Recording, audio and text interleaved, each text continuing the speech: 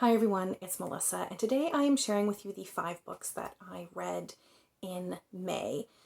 The first book that I'm going to talk about, I actually have a standalone review for, so I will link that, and I won't talk about this too much, but it is a book that I very much enjoyed and would recommend quite widely, and that's Greenwood by Michael Christie. When you see this book reviewed or talked about online, there is an emphasis on the apocalyptic element to the book, which is very, very minor and I think turns or may turn some people off of the book.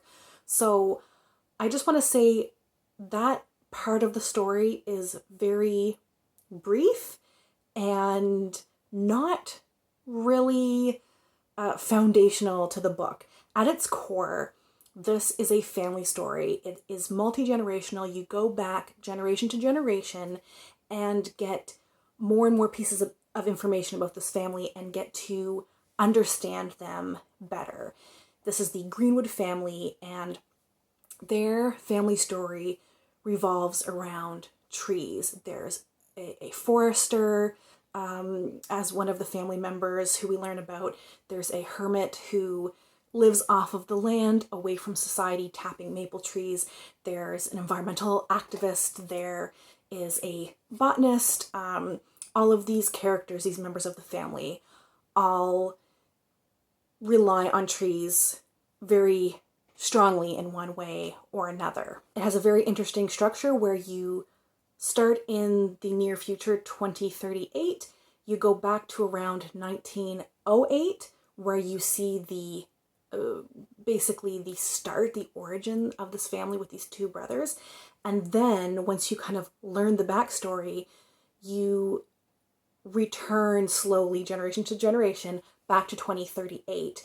And it's really interesting in that back half of the novel to be able to look back and remember the bits of information that you learned and can have new context for every character as you revisit them until you're back to 2038. So I think this would appeal to a large readership, and like I said, the apocalyptic element that happens in like 2038 is very minor and not really a big part of the story. So that's Greenwood in a nutshell. Would highly recommend. The next book I want to talk about is Why Fish Don't Exist by Lulu Miller.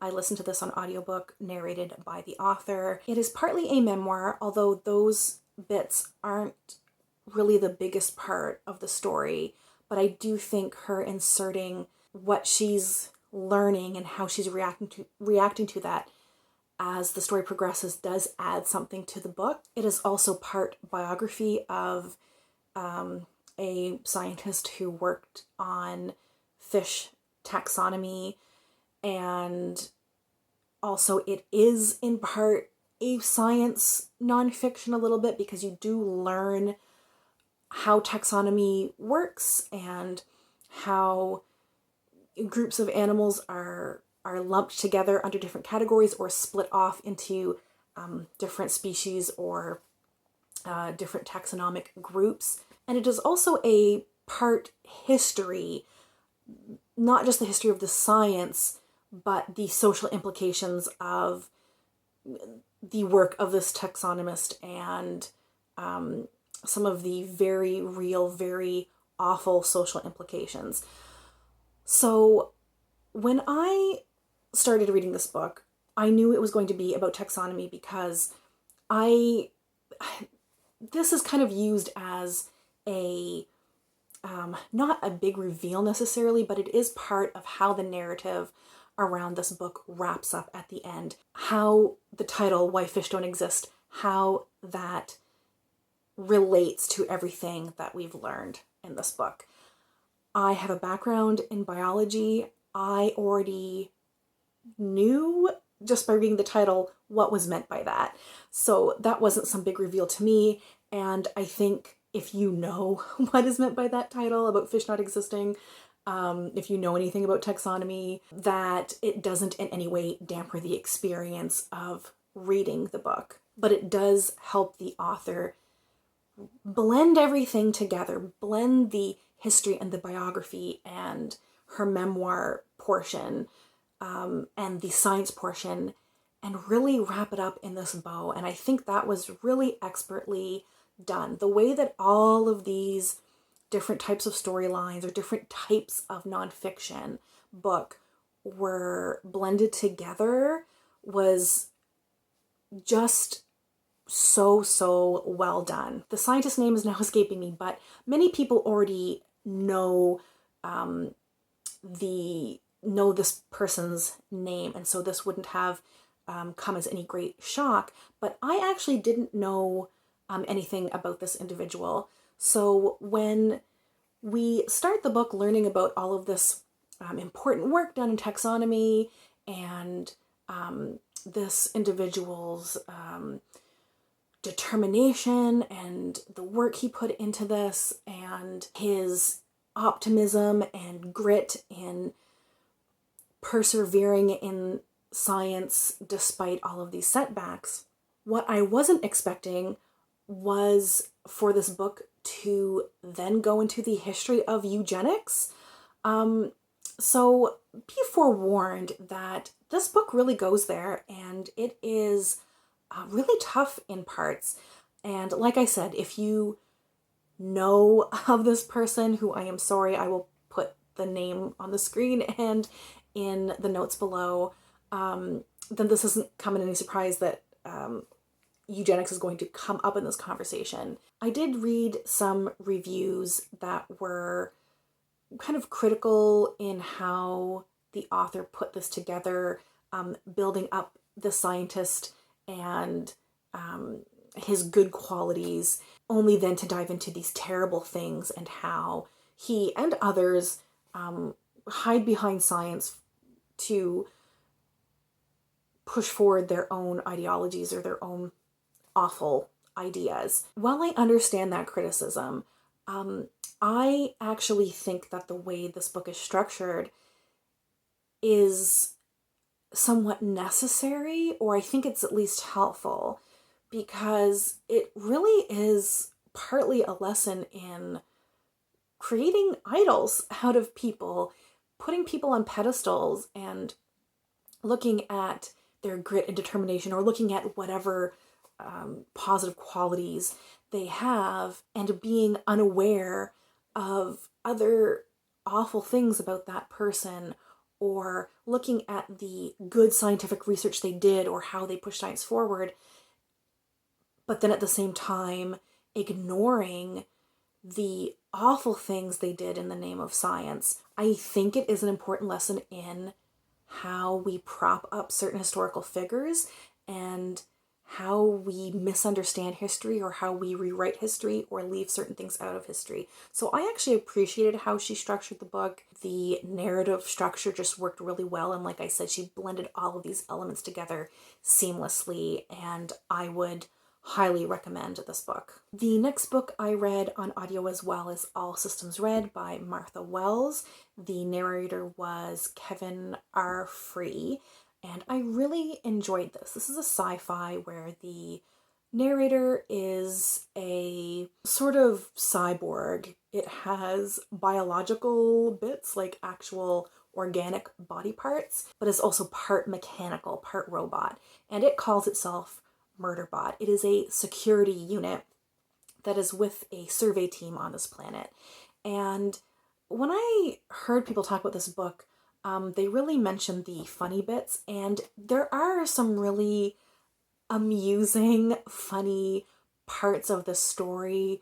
The way Murderbot has basically gone a bit rogue, has figured out how to hack its own system so that it does not have to integrate updates that it is receiving from, the head honchos wherever, that is not getting system upgrades, that it has deactivated parts of its programming so that it doesn't have to listen to certain rules that it otherwise would have to, and that it has done a lot of this stuff for the sake of entertainment so that I could watch essentially soap operas on the entertainment channel.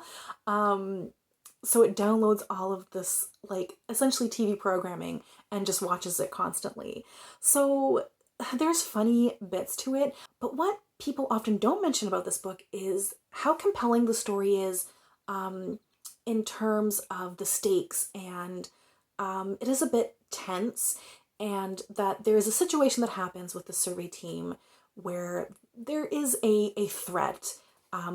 Things are going a bit weird. They're not sure what's happening. Typical kind of like sci-fi setup. You're on a strange planet and things are going wrong. And all of those bits are not played for laughs. So I thought it was a really good mix of humor, but also like the drama that you want. And I think that was blended together really well. And I am very eager to read the next in the series. The next book I read was Bel Canto by Ann Patchett. This has a really interesting premise, which is what drew me to it. I read this as part of my book club, and we all kind of agreed more or less. It wasn't to any of our taste necessarily in terms of the writing, but it had a lot of interesting things to say. So if you follow me on Goodreads or on Storygraph, I gave this like a 2 stars, but I want to add the caveat that I think this actually is a really, really good book, maybe even a great book.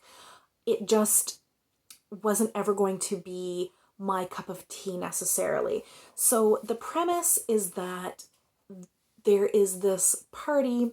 There is an opera singer who's been invited to sing at this party. It's a birthday party for this businessman from Japan. And there's all sorts of different dignitaries and whatnot at this party. The vice president of the host country is there. And partway through the party, or near the end of the party, it is rushed by this militia, I guess. They are there to kidnap the president, but the president actually hasn't turned up that evening. And so they kind of are in this standoff where they take everyone there hostage, like 200 guests.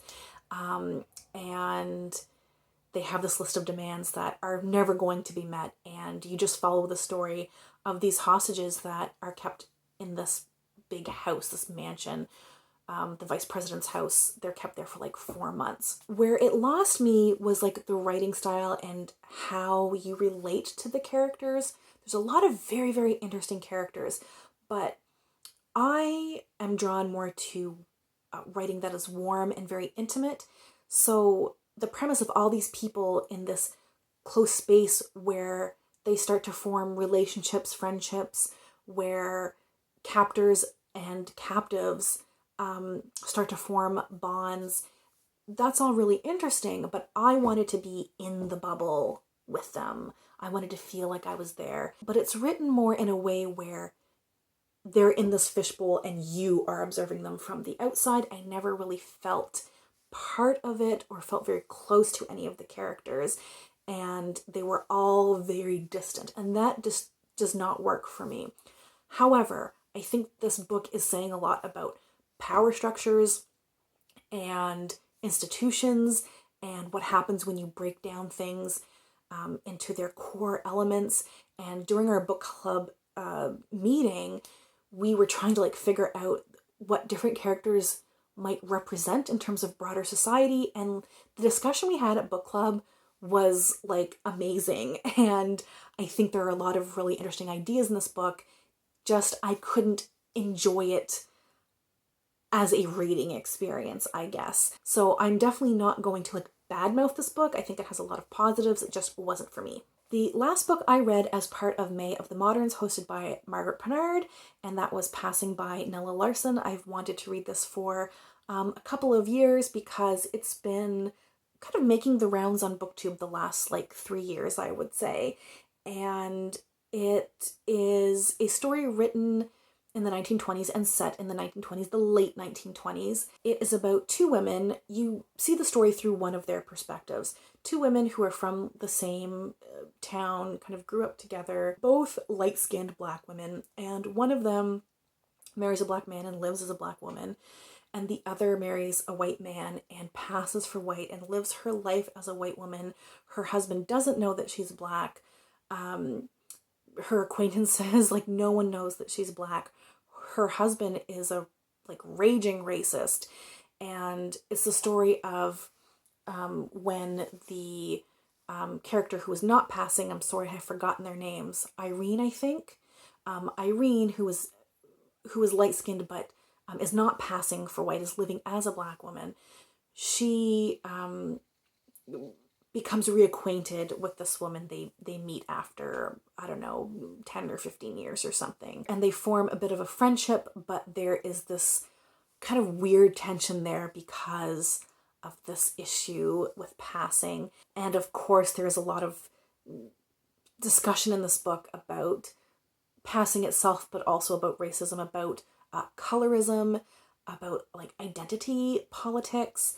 I didn't fall in love with this book like I thought I would, but I still like really, really liked it because it was so nuanced, and I think the characterization was really interesting. And there was almost like a duality reading this from this point in history where the book is saying a lot about racism and colorism and all of these things from the perspective of like the 1920s and like what it was like at this time in New York for Black people. And even the main character, Irene, who kind of privately, and maybe not so privately, judges this other woman for passing for white and how she's living her life. Irene doesn't pass for white with people she knows, but when she's out in public, she'll go into a restaurant and let people assume that she's white so that she's treated a certain way, so that she's treated equally. And so there's just all of these tendrils, and it was so interesting to see it from the perspective of the 1920s, but then read it from the 2020s and see it in this light where, you know, a lot has changed, but a lot hasn't. And all of these discussions that are happening in the book are still so relevant and still I hear today. And that just added a whole nother layer to it. So jumping on the bandwagon to say that Passing's very good. I think you should read it. I think it's just a super interesting book. Those were the books that I read in May. If you've read any of them and want to share your thoughts on them, please leave a comment below. As always, thank you so much for watching, and we'll chat soon. Take care. Bye.